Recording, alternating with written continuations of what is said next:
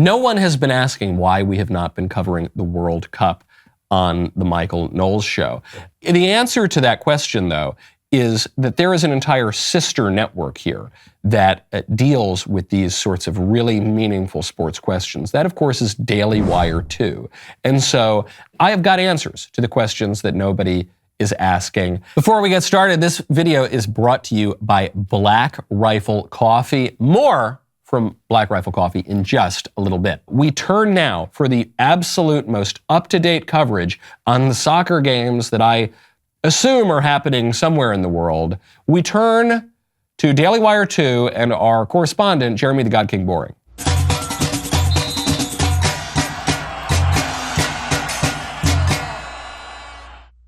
Scaramouche! Scaramouche! Will you do the fandango, Michael?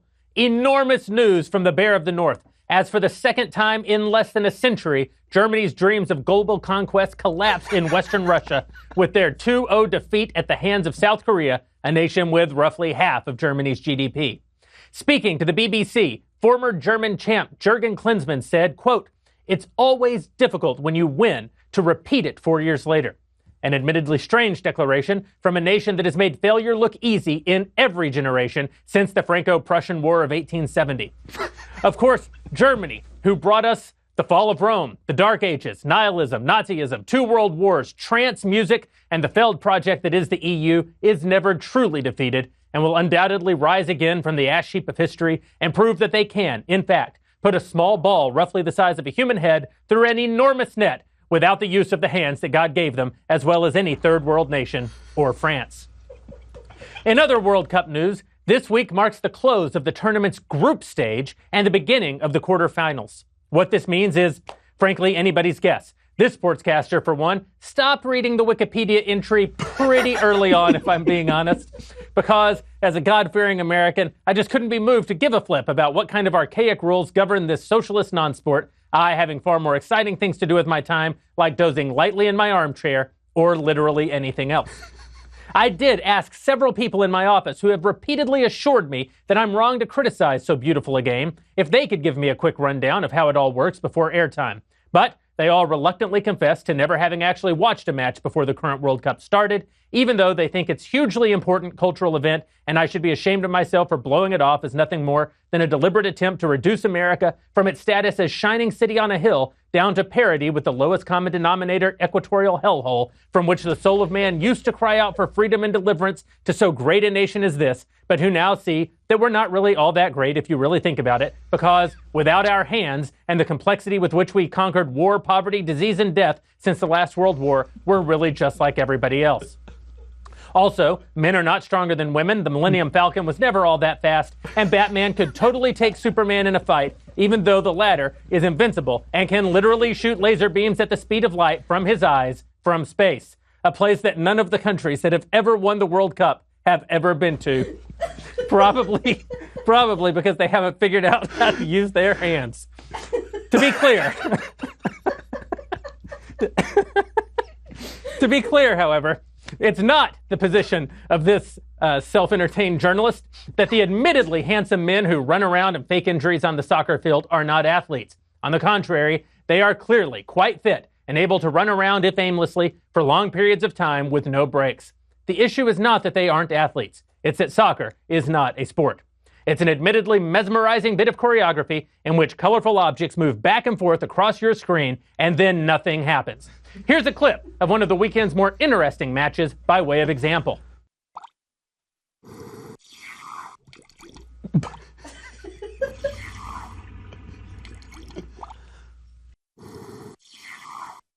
Mesmerizing. That's it for this week's World Cup recap. Michael, Scaramouche, will you do the fandango? Back to you. Jeremy, that was such an informative recap of the World Cup. I really appreciate that. You know, we were talking a little bit there about Germany's strategy. I was under the impression... I talked about that? I was under the impression that Germany's strategy was to have their competition in the World Cup last 1,000 years, but it seems to have been cut short. Should we fear the German soccer team rising up again within, say, 4 to 7 years? Well, Michael, historically they always have.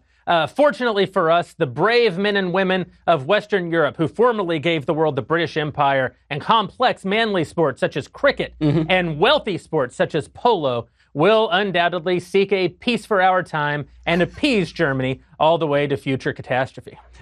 One does wonder if we should just dismantle the German soccer team once and for all, but it seems to me that the international community just won't let that happen. No. They have the right to pride as a nation, and we shouldn't stand in their way. All they're looking for is a little breathing room. That's absolutely right. You know, Jeremy, we've heard a lot from the left about how awful Russia is these days and how the United States colluded with Russia, but they're hosting this most wonderful and important international sporting event. Shouldn't we just give them a free pass? Well, obviously, this sportscaster doesn't know much about politics, but I will say that of all the things that Donald Trump has done that have offended those in the former Never Trump contingent, perhaps winning the World Cup for the United States of America 8 years hence is the worst and the greatest proof that he seeks to follow in the footsteps of mass murderer Vladimir Putin in reducing the world down to a sort of pre-civilizational hell from which even Jordan B. Peterson's philosophy may not be able to save us. I'll have to reread Alexander Solzhenitsyn. It's been a while since I've gone into Gulag Archipelago. Yeah. Jeremy the God King Boring from Daily Wire 2, a very important update, and basically has convinced me now to go Never Trump. Jeremy, thanks for being here. We'll talk to you soon. Scaramouche! Get back to what we were talking about in just one second. First, though, Black Rifle Coffee is helping you knock out your Christmas shopping with a ton of fabulous new products this year. Shop the best brewing gear, thermoses, mugs, and apparel designed for folks who love country and coffee. Black Rifle sources the most exotic roasts from around the globe. All coffee is roasted here in the U.S. by veteran-led teams of coffee experts. Stuff your Christmas stockings with the latest roasts from America's coffee for 10% off with my code Knowles, Knowles. Better yet, sign your Secret Santa up for a coffee club subscription. Imagine the joy of a pre-scheduled coffee delivery, your favorite roasts, when you need the most. It is the gift that keeps on giving. Black Rifle Coffee Company is veteran-founded and operated. They take pride in serving coffee and culture to people who love America. Every purchase you make with Black Rifle helps support veteran and first responder causes. Go to blackriflecoffee.com and use promo code Knowles, Knowles, for 10% off coffee gear, apparel, or when you sign up for a new coffee club subscription. That's blackriflecoffee.com, promo code Knowles, Knowles, for 10% off. Black Rifle Coffee, supporting veterans and America's coffee. Daily Wire 2 sports correspondent Jeremy the God King Boring.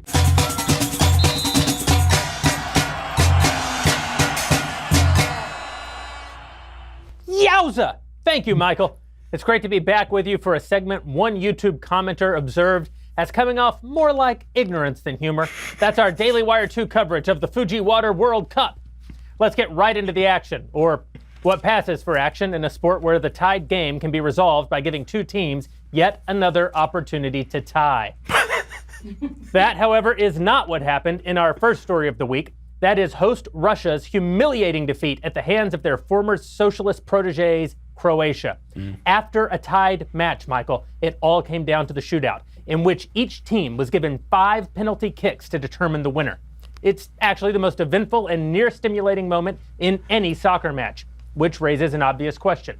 Since any tie is statistically indistinguishable from a 0-0 score, which is how every game begins, why can't we just skip the entire deathly dull affair and go straight to the shootout in every soccer match?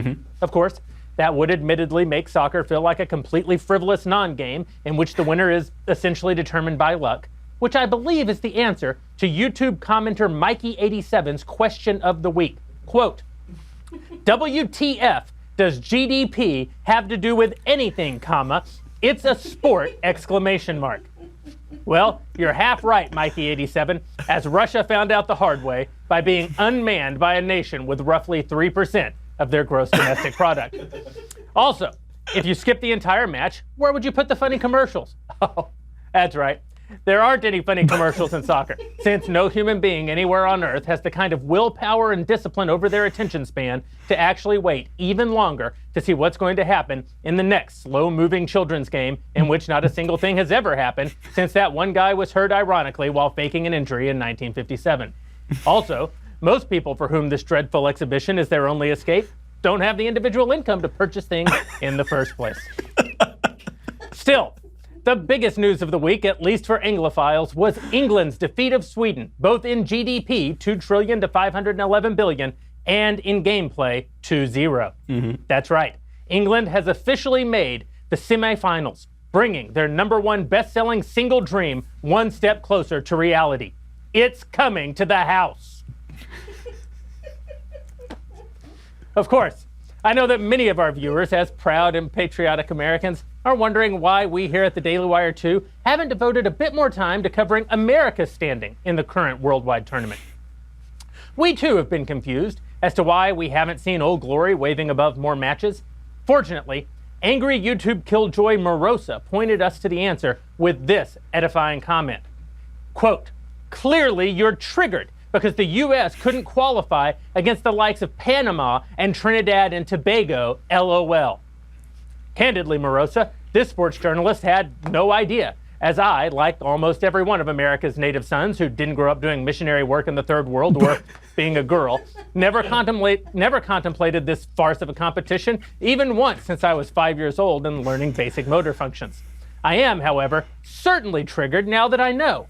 You mean to tell me that despite having a GDP equal to 25% of the world's total economy, owning the world's reserve currency, having the finest athletes in the world as evidenced by almost every metric, including having won more medals than any other country in the Olympics by double, having the longest enduring constitutional republic in human history, and having almost single-handedly invented all of the splendid wonders of modernity, and having kept the free nations of the world largely safe for more than a half century, America can't beat a Caribbean island nation with fewer than 1.5 million people and a GDP lower than that kid who invented putting pictures of your food on the internet for people to like?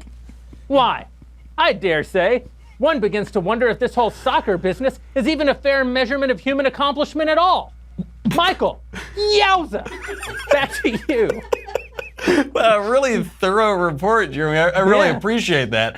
I was wondering, would you say you spent more time looking at the YouTube comments on our segment or watching the World Cup?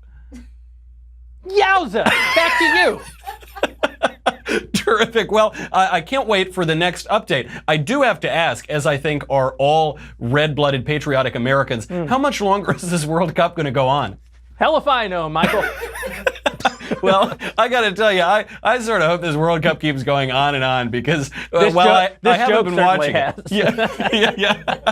I really these segments have really kept me so abreast. I feel like I've learned something in every single one, and I hope the rest of our audience has finally learned something too. Jeremy the God King Boring, everybody. See you next week.